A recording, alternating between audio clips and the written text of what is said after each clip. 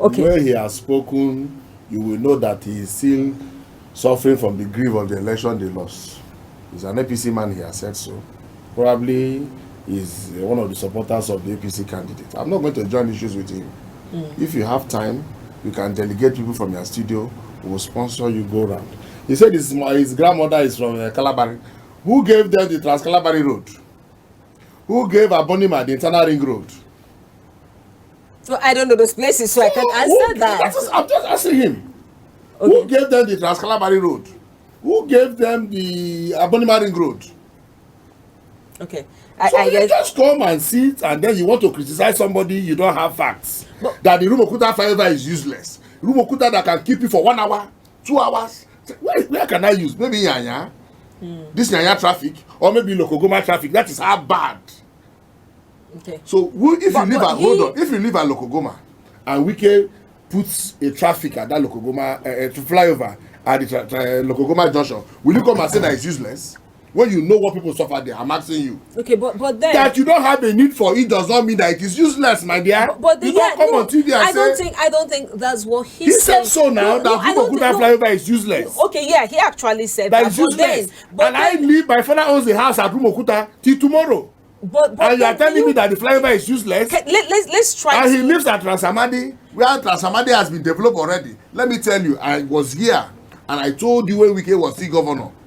With your other colleague, I mentioned there is no local government in Rivers State where you will not find a legacy project of His Excellency the former governor. Okay, so but then let me point out something to you. He actually pointed out that if you watch the initial time he started talking, he said, "Okay, Wike has has his sites, he has done what he has done," but then he pointed out people living in poverty.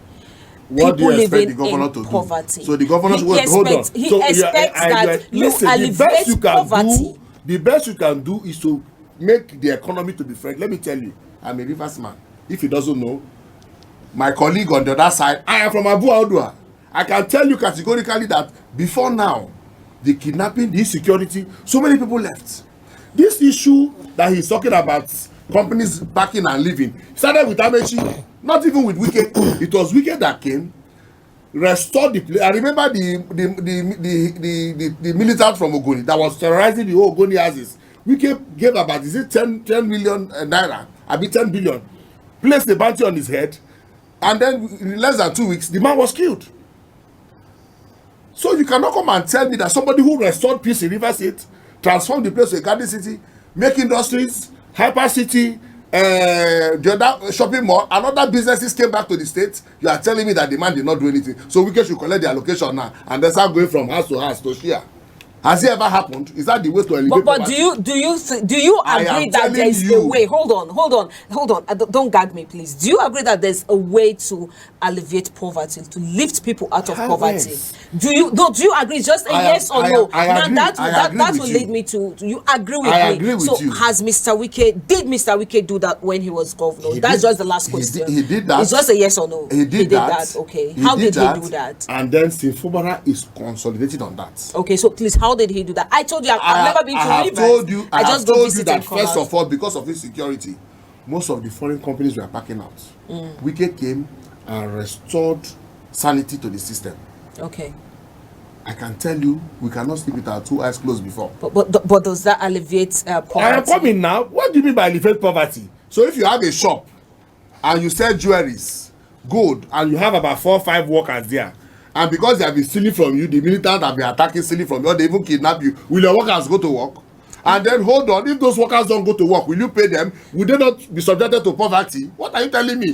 First of all, for every place to grow, there must be security. But you know why I'm actually asking about this poverty. Would you close your company and go back to your country? You know why I'm actually asking about this poverty alleviation is because I know of a saying that true governance is actually not measured by wealth. It's not measured by the projects you've done. It's actually measured by the reduction of poverty. That's why I was asking when he talked about alleviating poverty. That's why I was asking, did Mr. Wike do that? And if he did, which you affirmed that he did, I asked, how did he do that? I've just told you. I have not finished.